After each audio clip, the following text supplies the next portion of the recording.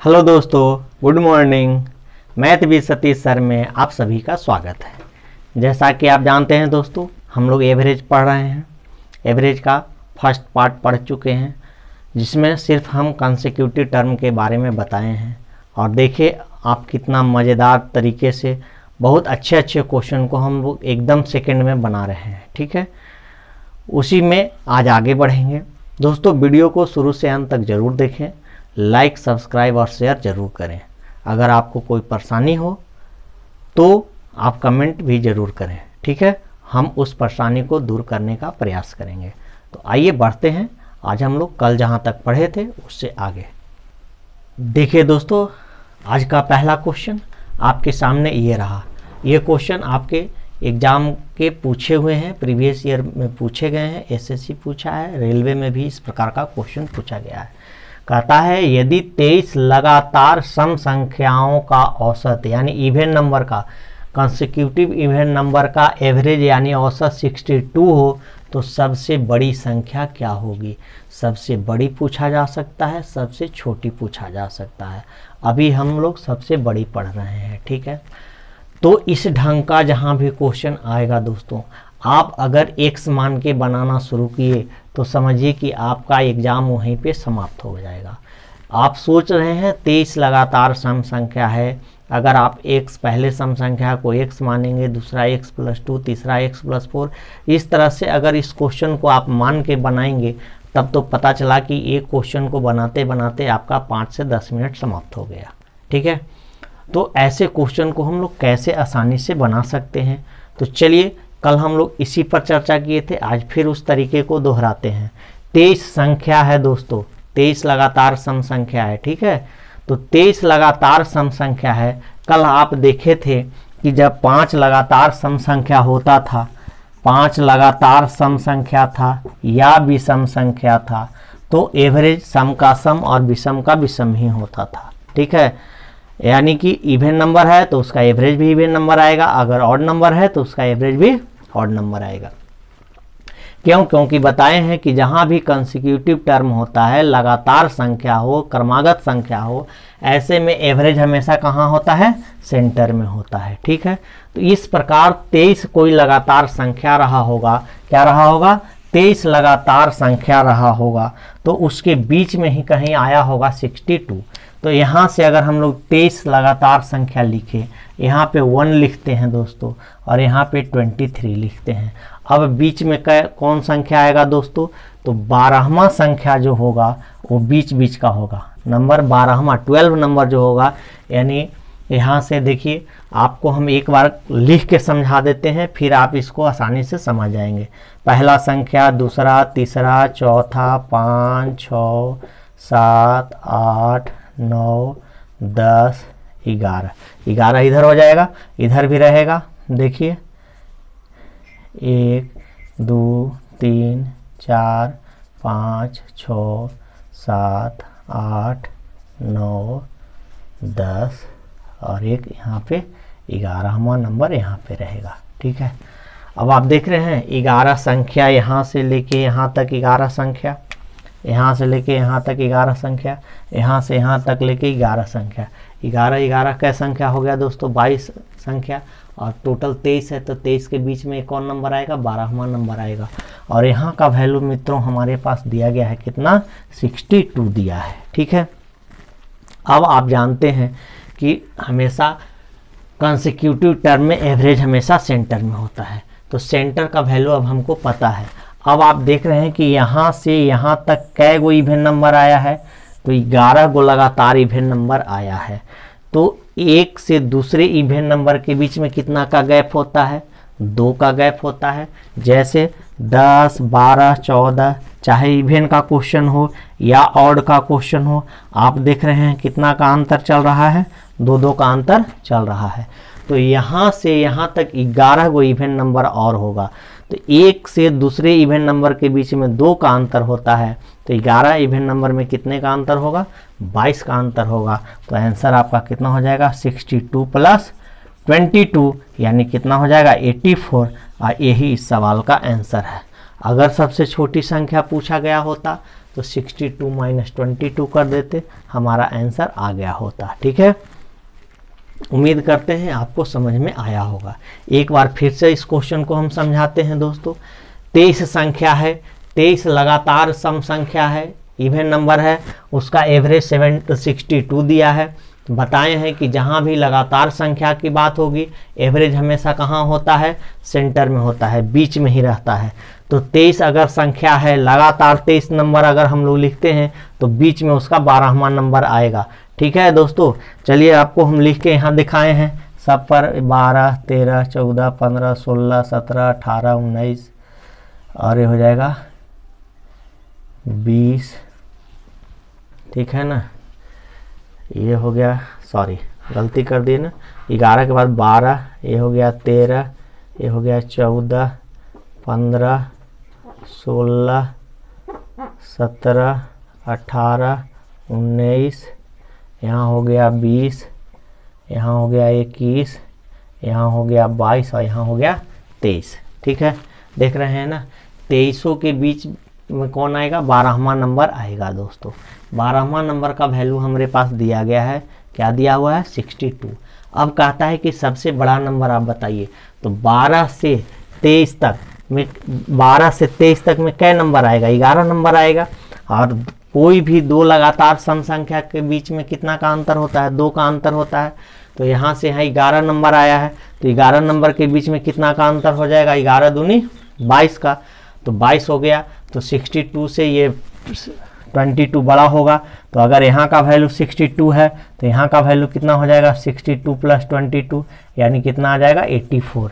और यही आपसे पूछा गया था। ठीक है, तो उम्मीद करते हैं आपको ये क्वेश्चन समझ में आ गया होगा। अगर सबसे छोटी संख्या पूछी गई होती तो 62 में से 22 घटा देते। ठीक है, तो जब भी यहाँ पूछा जाएगा तो या तो छोटी संख्या पूछ सकता है या सबसे बड़ी सम संख्या पूछ सकता है। ठीक है, अगर कुछ और पूछेगा तो जैसा क्वेश्चन पूछेगा वैसा हम लोग जवाब देंगे। लेकिन अभी तक जो भी एग्जाम में पूछा गया है वो सबसे बड़ा पूछा गया है या सबसे छोटा पूछा गया है। ठीक है, तो चलिए आइए अब दूसरे क्वेश्चन की ओर बढ़ते हैं।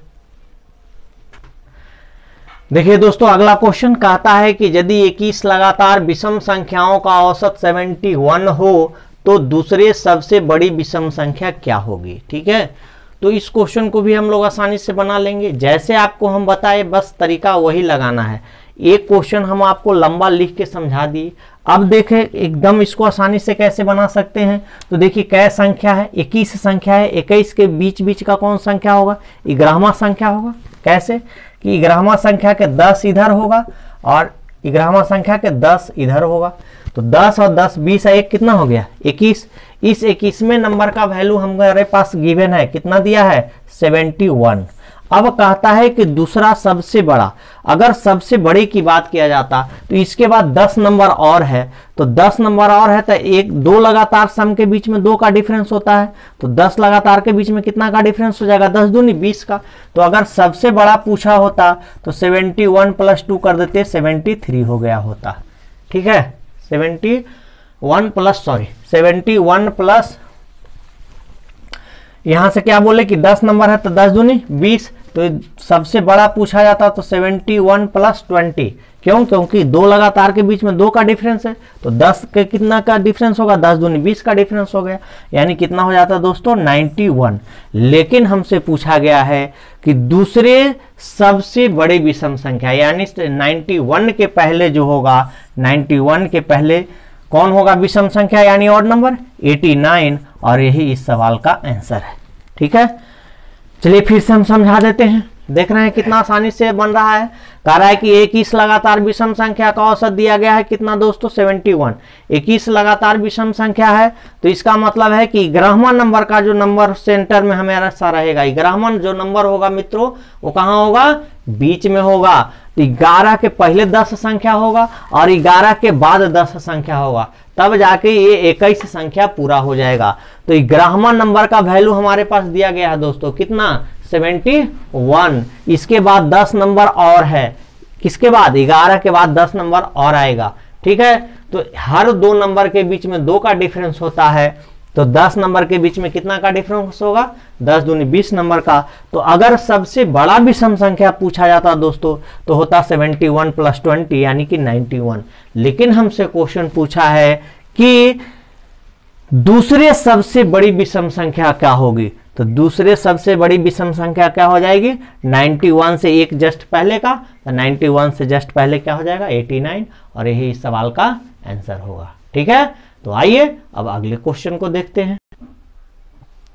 देखिए दोस्तों, अगला क्वेश्चन कह रहा है यदि 31 यानी 31 लगातार विषम संख्याओं का औसत 63 हो तो सबसे बड़ी तथा सबसे छोटी विषम संख्याओं का योग क्या होगा।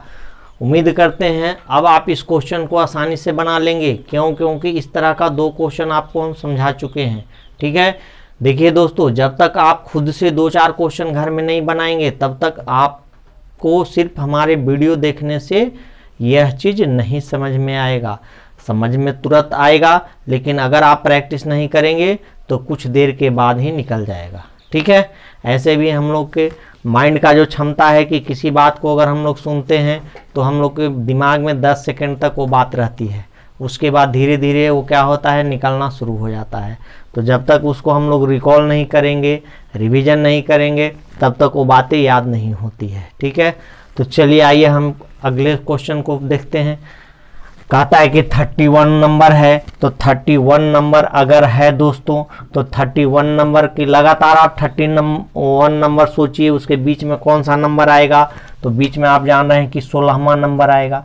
इसके पहले इधर 15 नंबर रहा होगा और इसके बाद भी 15 नंबर रहा होगा, तो 15 15 30 है, क्या हो गया 31।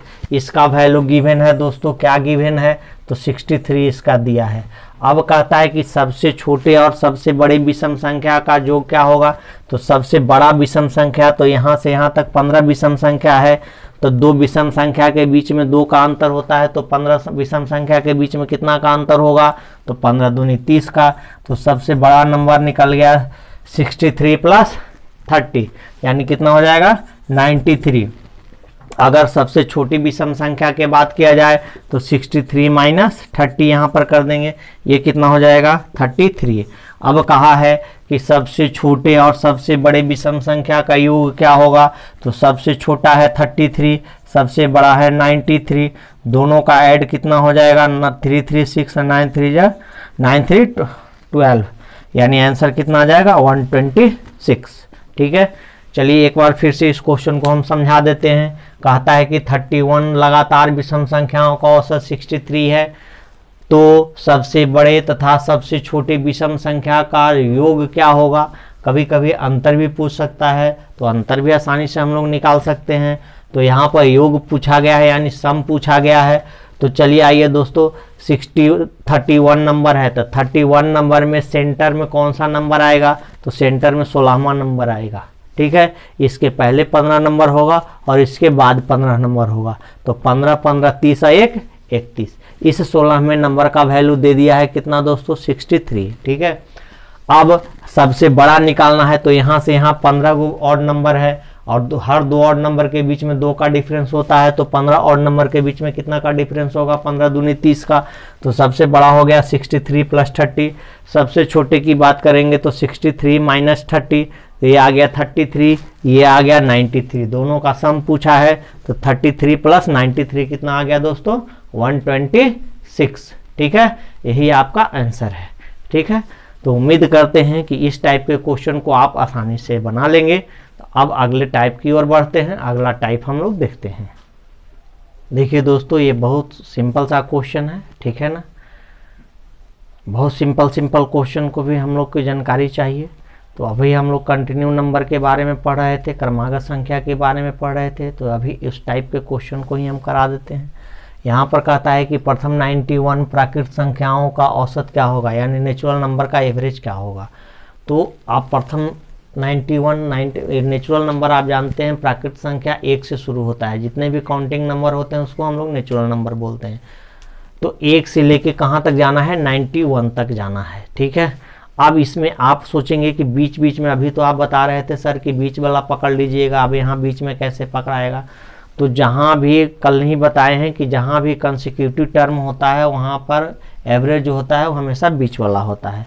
लेकिन जब इस तरह का क्वेश्चन आ जाए, यानी कि यहाँ पर जो इसका क्वेश्चन हमारे पास है 1 2 3 dot 4 dot dot dot dot dot कहाँ तक गया है, 91 तक के संख्या का एवरेज बताना है, ठीक है। तो अब बीच में तो हमसे पकड़ाएगा नहीं, तो जहाँ भी ऐसा टर्म आ जाए जो एपी में हो, यानी एपी का मतलब कि हर एक संख्या से दूसरे संख्या से तीसरे संख्या के बीच का अगर अंतर समान हो, तो ऐसे संख्या का एवरेज निकालने के लिए एवरेज बराबर क्या होता है, फर्स्ट टर्म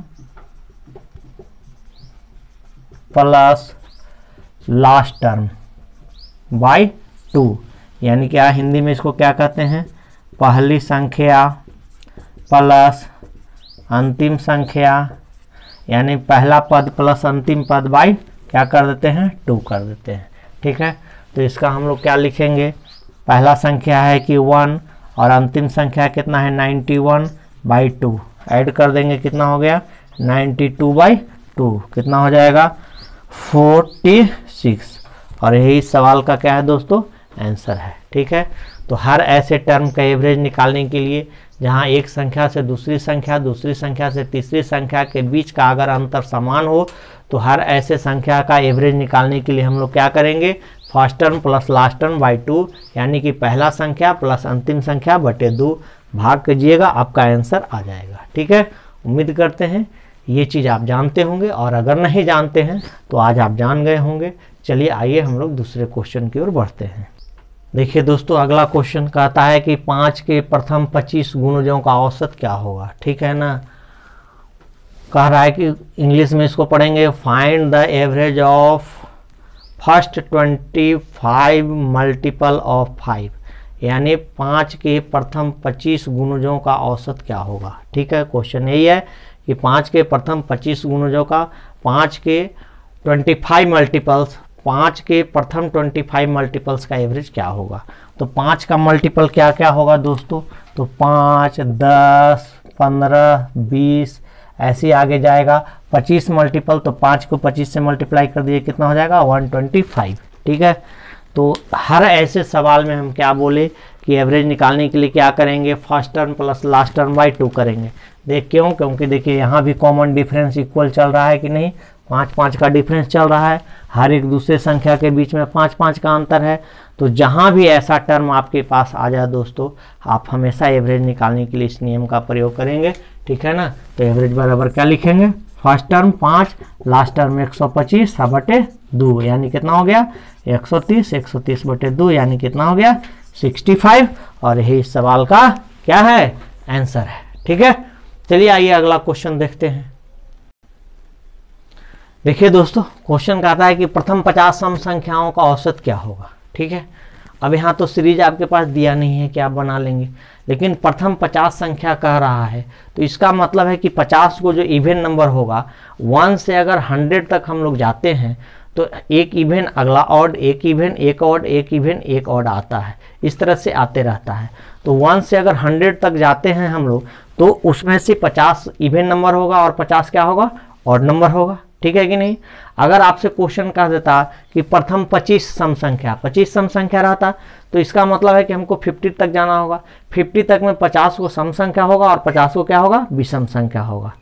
सॉरी, 50 तक में क्या होगा, 25 को सम संख्या होगा और 25 को विषम संख्या होगा, ठीक है। तो यहाँ पर हमारा क्वेश्चन का है कि प्रथम 50 सम संख्या, इसका मतलब कि हमको 100 तक जाना होगा। 1 से 100 तक में 50 को इवन नंबर होगा और 50 को क्या होगा, ऑड नंबर होगा। तो पहला इवन नंबर क्या होता है, पहला इवन नंबर 2 होता है, और अंतिम इवन नंबर क्या होगा, 100 होगा। अब बटे 2 कर देंगे, यानी 102 बटे 2, यानी कितना हो गया 51, और यही सवाल का क्या हो गया दोस्तों, आंसर हो गया, ठीक है। तो जहां भी आपसे लगातार की बात हो या ऐसा सीरीज आपके पास चल रहा हो जहां पे हर एक दूसरे संख्या के बीच में कॉमन डिफरेंस अगर इक्वल है, तो हर ऐसे क्वेश्चन को बनाने के लिए आप क्या करेंगे, बस यही फार्मूला लगाएंगे, first term plus last term by 2, ठीक है। तो आइए एक क्वेश्चन और देख लेते हैं। अब देखिए दोस्तों, इस तरह से लिखा गया है 101, 103, 105 डॉट डॉट डॉट 199 का औसत क्या होगा, ठीक है। आप देख रहे हैं कि यहाँ कंसेक्यूटिव ऑड नंबर है, ऑड नंबर चल रहा है 101, 103, 105 से लेके कहाँ तक गया है 199 तक। तो देख रहे हैं कि हर के बीच में कॉमन डिफरेंस क्या है, इक्वल है। तो जब भी कॉमन डिफरेंस इक्वल रहे तो हमेशा इस फार्मूले का प्रयोग करेंगे। बस फार्मूला आपका वही रहेगा, क्या रहेगा, first term plus last term, यानी एवरेज बराबर क्या हो जाएगा, first term plus last term और बाय 2 ऐड कर दीजिए। 300 बाय 2 कितना आ जाएगा, 150, और यही इस सवाल का आंसर है। ठीक है, ऐसे आप बुक में देखे होंगे नेचुरल नंबर के लिए अलग फार्मूले होते हैं, सम संख्या के एवरेज निकालने के लिए अलग फार्मूले होते हैं, ऑड नंबर के एवरेज निकालने के लिए अलग फार्मूले होते हैं, हर के लिए अलग अलग फार्मूला दिया जाता है। ठीक है, जो कि आपके लिए कठिन होता है। इस प्रकार से अगर आप फार्मूला देखे होंगे बुक में तो 7-8 फार्मूला रहता है। ठीक है, जो कि आपके लिए याद करना काफ़ी मुश्किल होता है। याद तो कर लेते हैं लेकिन जब उसका यूज होने वाला होता है उस टाइम आप फार्मूला भूल जाते हैं। तो बस आप दिमाग में इतना ही रखेंगे कि जब भी कॉमन डिफरेंस एक संख्या से दूसरी संख्या से तीसरी संख्या के बीच में अगर कॉमन डिफरेंस इक्वल होगा तो हर ऐसे क्वेश्चन को बनाने के लिए हम लोग इस फार्मूले का सहारा लेंगे, first term plus last term by 2। ठीक है, उम्मीद करते हैं ये चीज़ आपको अच्छे से समझ में आया होगा। आप घर में इस पर सेल्फ प्रैक्टिस करें। फिर हम लोग कल मिलेंगे, तब तक के लिए ओके, थैंक यू।